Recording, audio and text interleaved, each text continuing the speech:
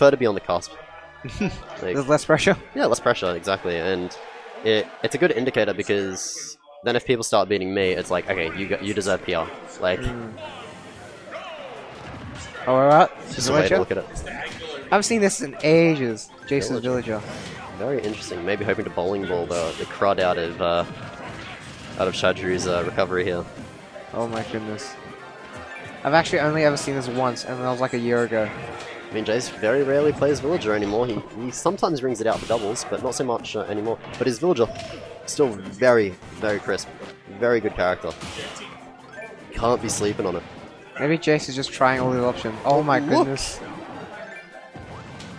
Jaice is like, these are the characters I can beat Shaddy with.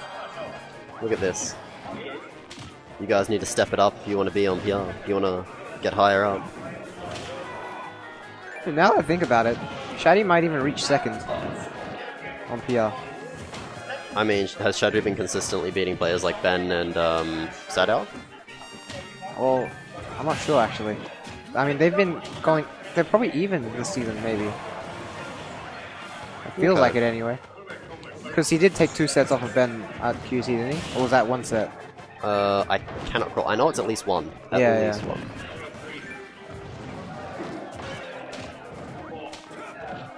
Shadrew looking for a way in. Fiending for a way in. Trumped. Oh, has to react. Oh. Shoryuken. Villager. Very light. Jaice is like, yep. Yep. Jaice is like, no! He didn't want the little child to die.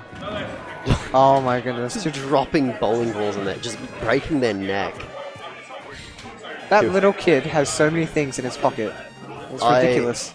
I like to call Villager the, what was it? The village bully.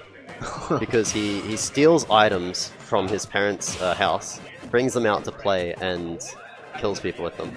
And he's got a slingshot. Like, that's a definition of bad boy in my book.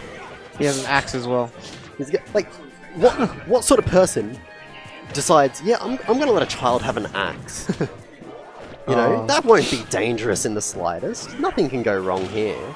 It is a dangerous child, though. It is. Like, he's got rockets that explode. He's got illegal fireworks with his up smash. He's got a bowling ball that he stole from his father. Oh! Speaking of the devil. Welp.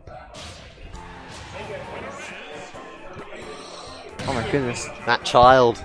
And look, now he's got a rock and he's got a shovel. He doesn't even use the shovel. He's digging you a grave before you even know. Like, he does use the shovel. He uses it in down smash. What am I talking about? Yeah, yeah. But he doesn't have the rock. Oh, I mean, I guess he does have the rock with slingshot. But slingshot is more of a brat thing than a bully. Well, I don't know about you, but if I was getting hit in the face by a slingshot 50 million times, I'd be calling the police. That's bullying right there. Oh. Of course, I'd probably end up in hospital getting a bowling ball dropped on my head as well, so... Here we go. Game 2. Does Jaice swap cap? No, he's staying with the villager. He's having fun with it. Oh, pots. Where did he get that? No, where does he get anything? Where does he get all it? Okay, so his pocket must have like, it must be like an alternate space. Because he can just he can pocket anything. He can pocket his own tree. Yeah. He can pocket absolutely anything. Absolutely anything. And he can just fit it inside. But, in saying that it has infinite space, he can only retain one thing at a time. The other things he gets from his other pocket. So I'm convinced he's got 2 pockets. He has to. Where would all the else stuff go? Where would the bowling ball go? Exactly. Like, bowling ball, you can't just, like, suddenly have it out here. Like, you've got to take it from your pocket somehow, right? It's also an unlimited supply of bowling balls. Yeah, exactly, right? Like, he loses one. Oh, doesn't matter, I've got another one. Dad just refreshed, you know?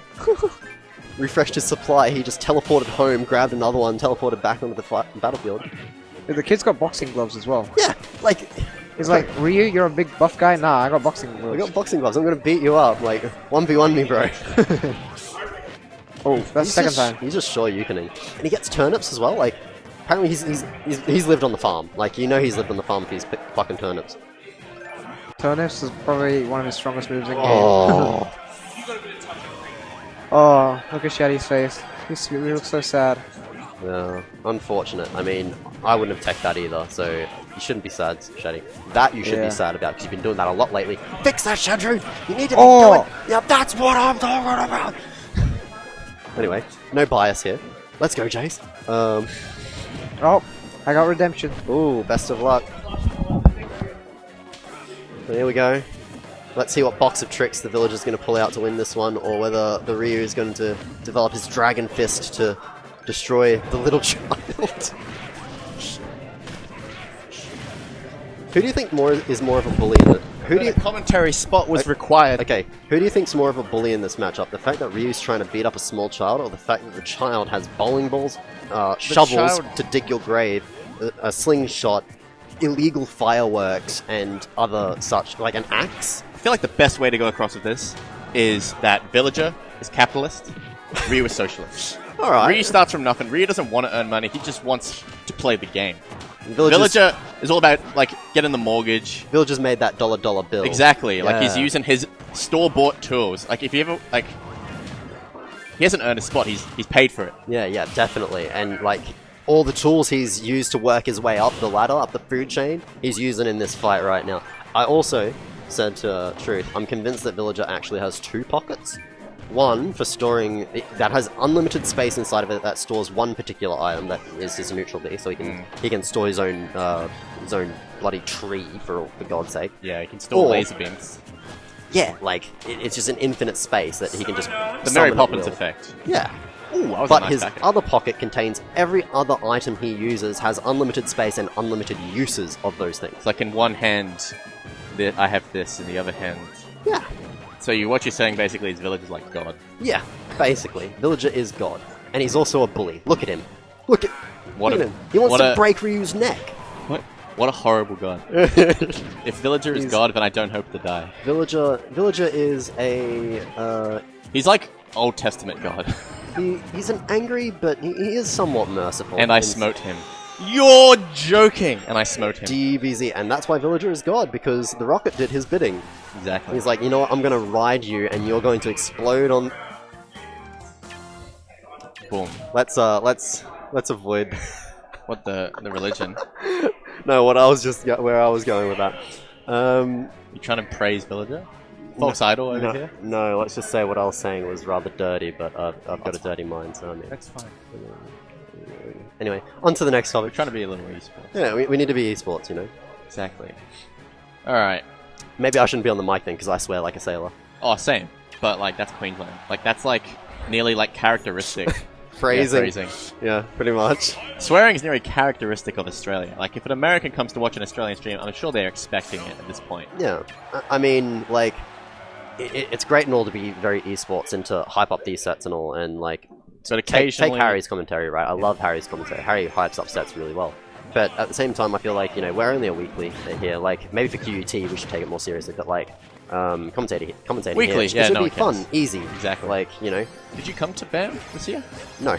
I didn't. I haven't been into-state at all. Okay. Ever. So I'm looking to for Ultimate. You probably but... missed the least esport event of all time. Oh, the one where Daddy Gani was in his... Yeah, in his undies. Yeah, don't worry. I watched it. Whenever I try to explain the Smash community to someone, I always use that instance. And he's that was really cool. teched it. I always use that example as to describe what the community is. Yeah, or at least the Australian Smash. It gets across because at QT Smash, QT Esports, I talk to a lot of people that are like genuine esports. Yeah, like they're very the commentary like.